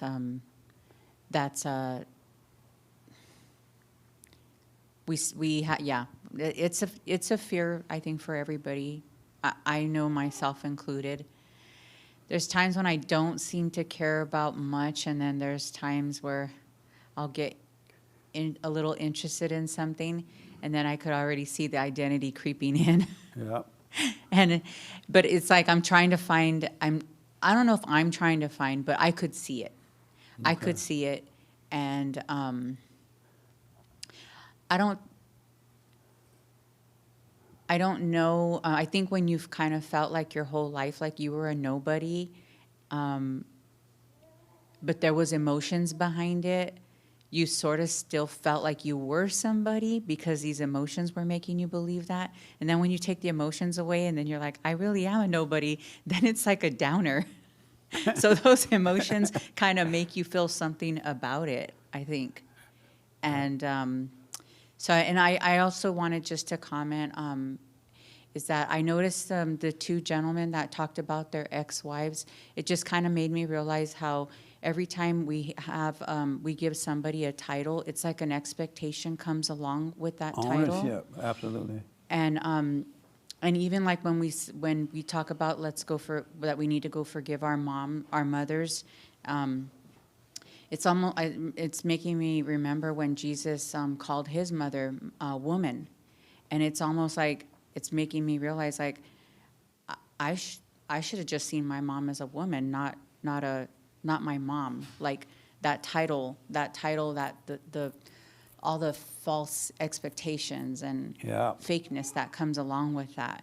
And like you said, we're all truly one, but the minute we're slapping titles on each other in any shape, way, or form, there becomes these false expectations, and control situations also come out of it.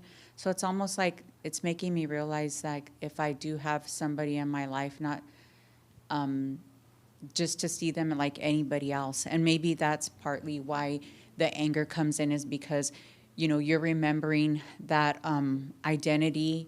You're trying to love her with that false self that you used to love her with, and that's gone.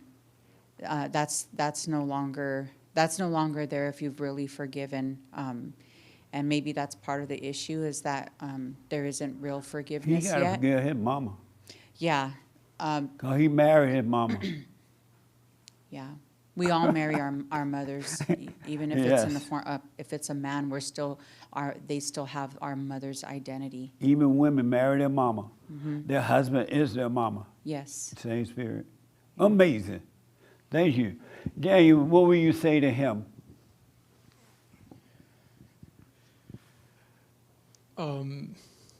He said he's afraid to lose his identity. Oh. He want to be something. He want to be somebody. Be somebody. He want to be black and proud. I don't know. I don't know what to say to that, Jesse. You don't know what to say? Not really. Maybe be patient and it'll go away eventually. You think? No, you don't want to lose his black and proud identity. What the? No. What will you say to him? Say to this The one gentleman that is afraid to lose his identity. He's afraid not to be nobody. He want to be something. He doesn't want to be a doormat. I think we all have gone through that, certainly seeking an identity. And what he said there resonated with me, but it also, I was thinking about drawing what we call the word inspiration from others. And how do we adapt what we observe in the world that we would like to, not necessarily emulate might be the wrong word, but incorporate in our career or in our hobbies, for instance. So my question is, how do we not have an identity, but, I was trying to change my wardrobe and I met with someone. I was like, look, I just need new clothes, but I don't want to identify with a group, of people. Like maybe I was identifying by saying that, I don't know, but, I'm kind of torn between inspiration and not having an identity. But then being inspired by things I observe in the world and taking some of that, the process. Well, that's where I'm at. I've seen so many people in like careers that I've had various careers identify with their careers. Yeah. And I've kind of fallen into, I've seen myself go into that and I'm like, oh, it's just what I do for a job. Like step away from that because that's I think a bad place So to be. you have a question? Yeah, how do we garner inspiration from others in the world without taking on their identity? Whether it's musical talent or clothing talent or something we see out there and we want to incorporate that. It's a good idea perhaps, but we don't want to identify. I don't want to dress like this because I want to be like that. I just I got you. Because of time. So you're trying to help him with a question? That was my question. I was being selfish on that. Okay, let me answer that for both of you. What you don't realize is that this fear of losing an identity yourself is not you anyway. That's the devil in you. That's a false identity. Those spirits are in your body, in your mind and body, but they're not in you, in the real you. They're in the body, and you are identifying with that.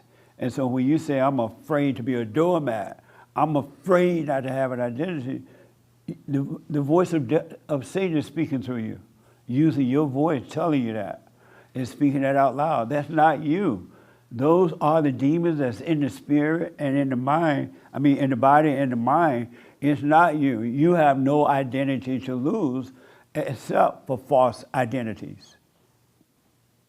Does that make sense a little bit? All you're losing a false identity, and they're screaming out, no, who will you be if you don't have me?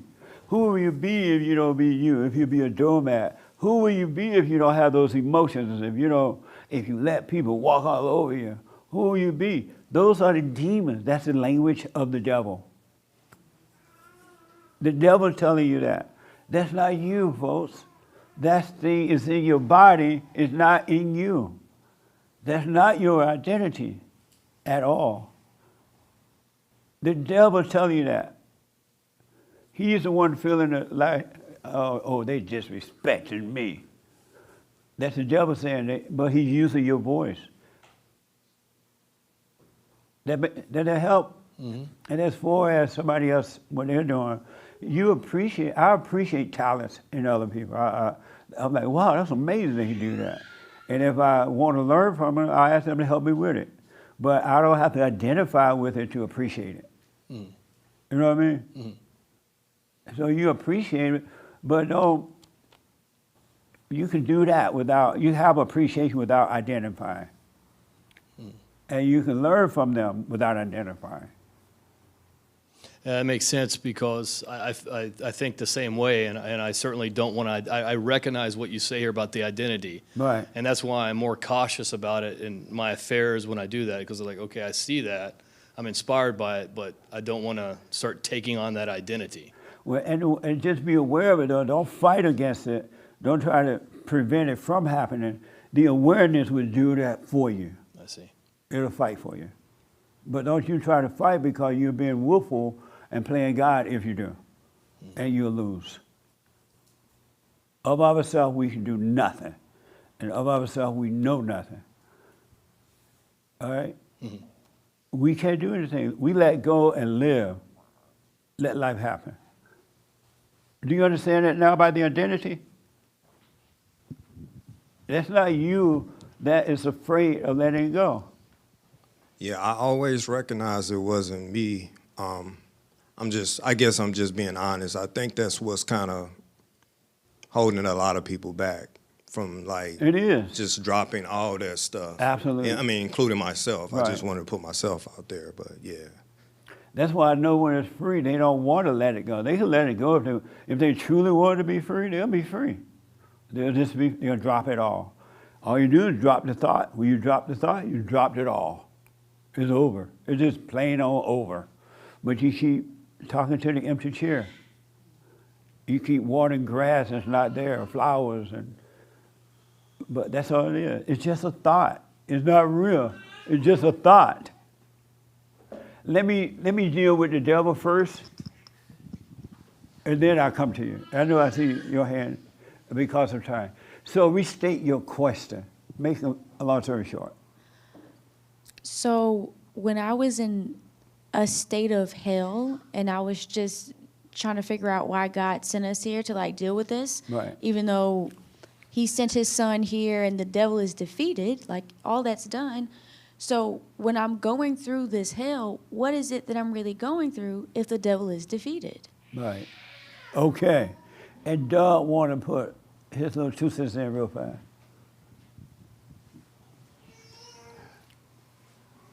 I think if you're trying to figure something out,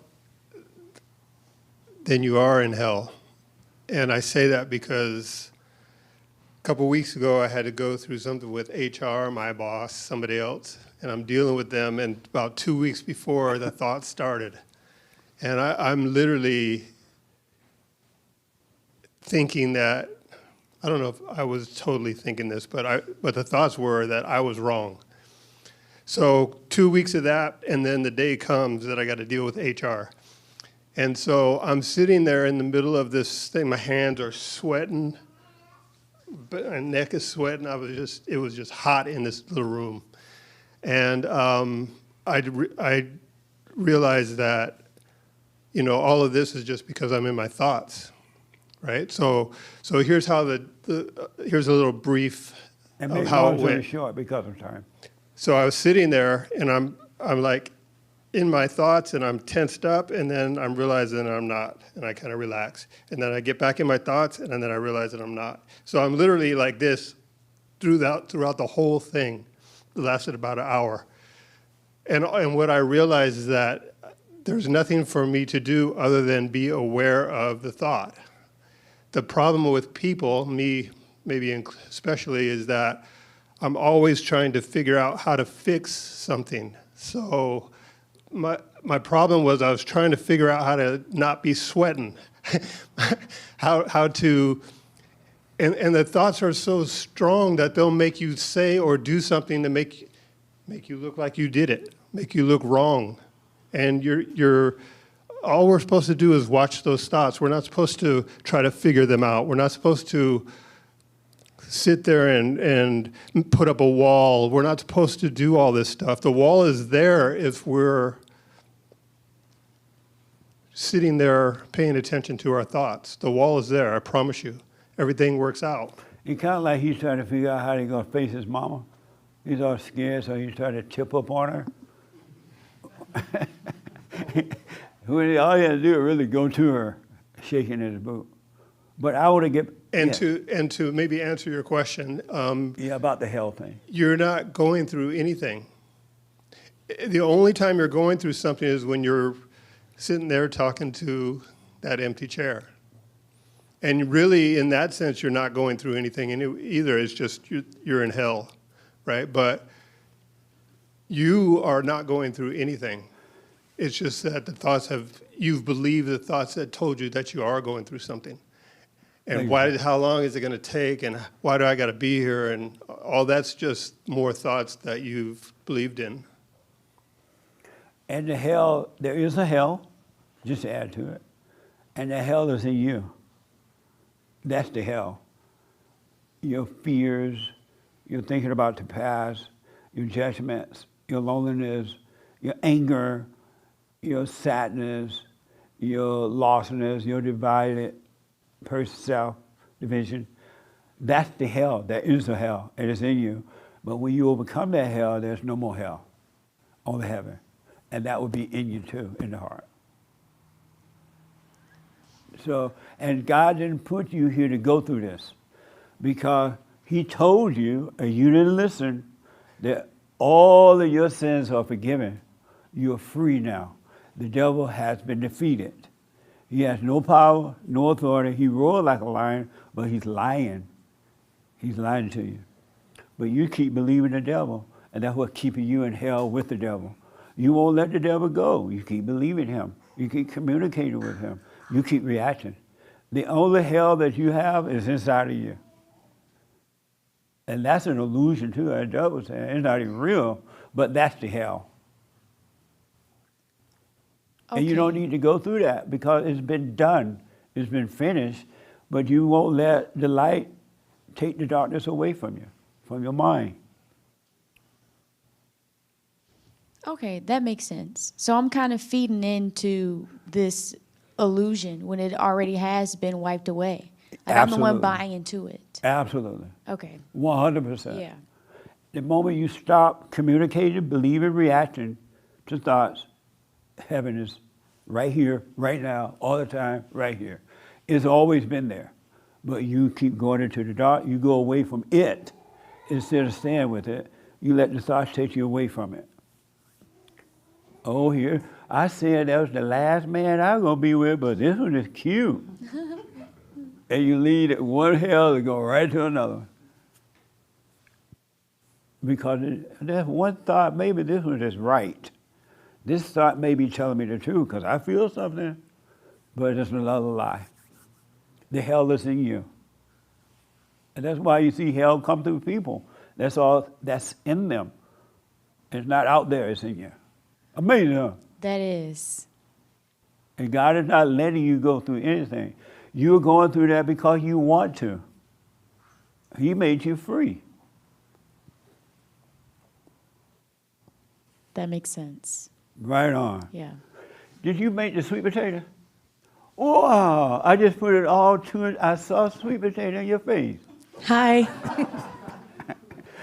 So you made it, so that's your husband? Yeah. Not that one, but the one that's with Yeah. the baby? Yes. Thank you for the sweet potato. You're welcome. Are you Mexican? I'm Puerto Rican, Irish, Scottish. Arishaki? White and Puerto Rican. Oh, so did your Puerto Rican part make the sweet potato? I've actually never tasted a sweet potato pie. I've always had pumpkin pie growing up. Right. But you were my inspiration, so I just baked you one. Well, that's inspiration. Well, thank you for it. This your first time here? Yes. Any questions or anything? No. You no could talk questions. all day, past the time and everything with those kind of sweet potatoes. Well, thank you. They were so good. They were so good, I did not want to share them. I'll make you another one. But thank you. I will hope you say Anytime. that. Okay. Well, I'm glad. Should I make them bite-sized next time? It doesn't matter. Little cupcake ones? Yeah. Well, a bite side will help, absolutely. But thank you so much. Amazing. You're welcome. Okay, now I saw some hands. Let's go here. Here, I think. Okay. I'll make this quick, and I have a brief question. Okay. So what I was going to say is I spent so many years being somebody and attaching myself to all of these identities that now that I'm nothing, it's so refreshing because Yes. being something, I had to strive to maintain that. Like, you dress well, or you're organized, or you're this. I can't even show up in jeans and sneakers now. I have to put effort into every little thing that I've identified It's a lot with. of work trying to be And somebody. it's exhausting. It's no exhausting. work being nobody. None. Absolutely. So I love being nothing. And I don't believe that we're nothing. I just believe that who we are, we haven't, or speaking for myself, I don't know, I'm discovering who I am. I'm something. I'm not nothing in the, textbook definition, Right. but I just don't know who that is. And my question is there a difference between, would you say that the word pride and ego are interchangeable? Like when you say ego death, it would be like saying pride death. Yeah, it's the So, same thing. It's the same thing. Yeah, same When you spirit. were saying Mimi is pride. Do you know how prideful she is? We all are, though. No, we're talking about Mimi. Okay. Well, We're talking I know about- that I can. Have you noticed how prideful she is? I'm thinking about the past. I can't believe they did that to me. Yes. Oh, 100 years ago. She acted like it happened this morning. I know. Well, she's getting there. She's getting there. She's in the basement. She's not underneath the basement. I No. have felt underneath the basement at times. But underneath the basement is the basement. Yeah. So stay Drop with that it. Stay pride. with it. Stay with it. Did you know she was so prideful? I did. You did? Yes. Why you didn't tell her? I told her about the ego, She right? called you up. We've Why had you the didn't ego. tell her? Because I'm thinking pride and ego.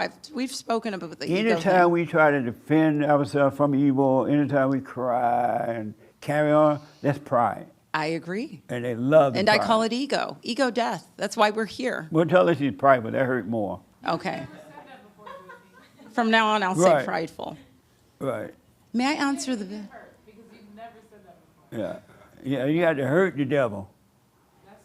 May I answer the biblical question or no? Real fast, yes. Or well, no, we can go to the next question then. Okay. Do you know how to behave under pressure? Yes.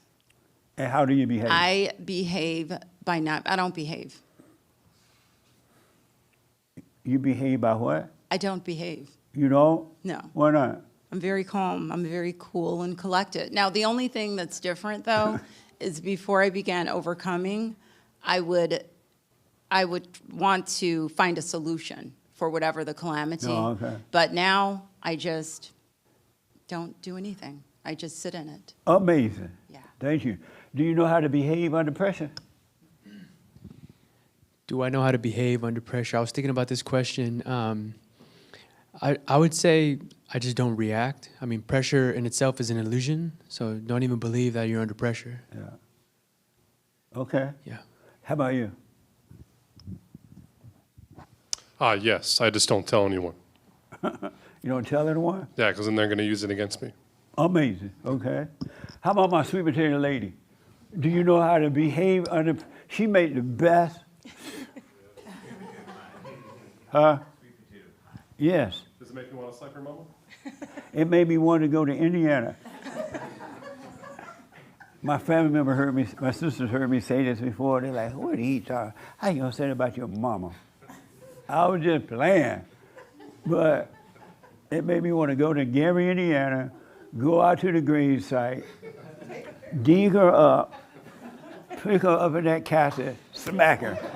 Don't, please. And put her back down in there, cover her up and go home. It was that good. I mean, how do you behave under pressure? I don't ever feel like I'm under pressure. Right on. I usually just think the opposite if it's too hard to manage. Nice. Let me ask my little Chinese friends.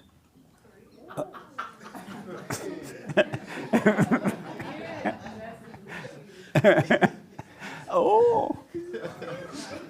How do you know how to behave under pressure? Yes, I do.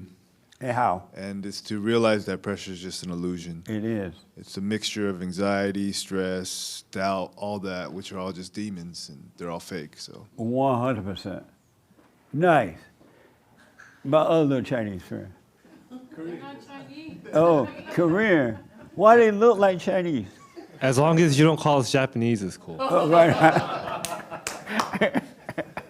Do you know how to behave under pressure? Yes. And how? Just know that it's an illusion.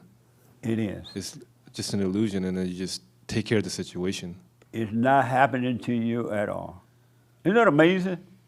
Life is as fascinated as you are with evil, because that's why you still hold on to it. You're fascinated by it. You're going to be fascinated with life, with love, really, with good. You're going to love. I'm like totally loving it, fascinated by it. I love these meetings. I love when I'm alone. I just love it now. But I used to be fascinated with misery, so I know what that's like too. But you got to let it go. Let me take this young lady first. She's been waiting for a minute, and then we got to end here. Yes. In the brown, yes.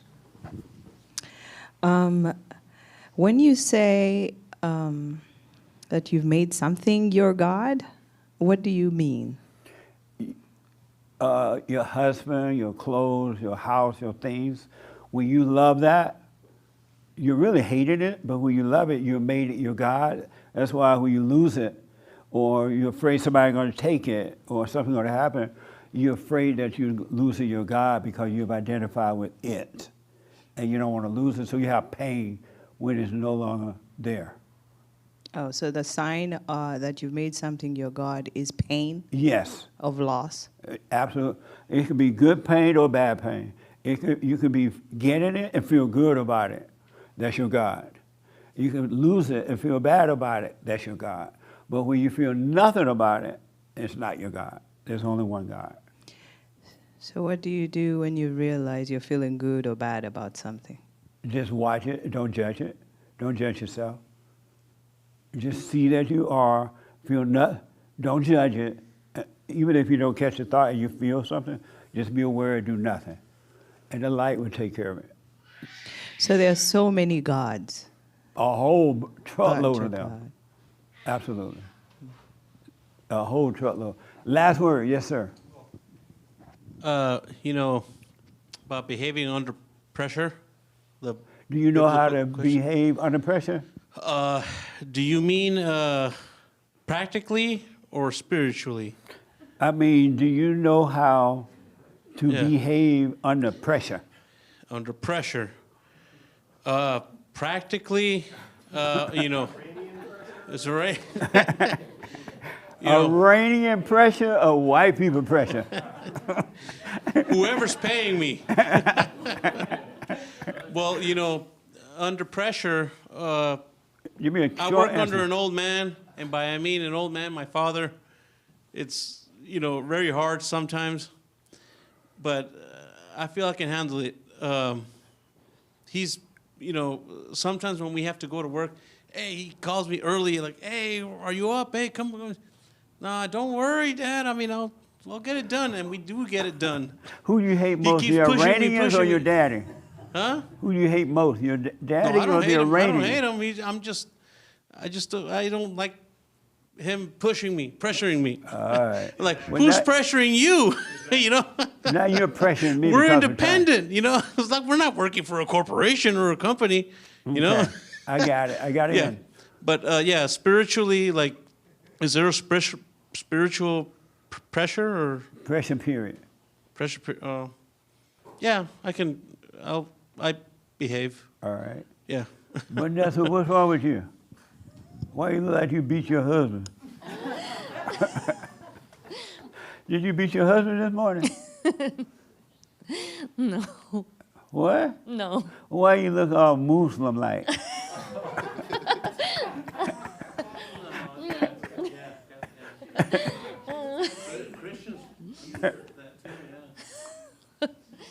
My hands are up. What? My hands are up. So you doing fine? All is well? Wonderful. Oh, okay.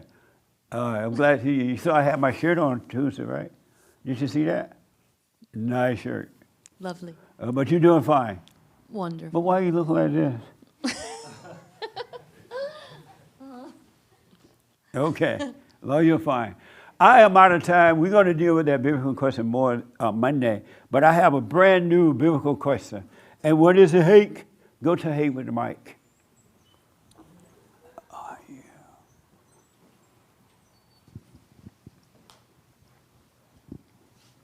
Are you a messenger, pardon me, are you a messenger of love or of hate? Ooh.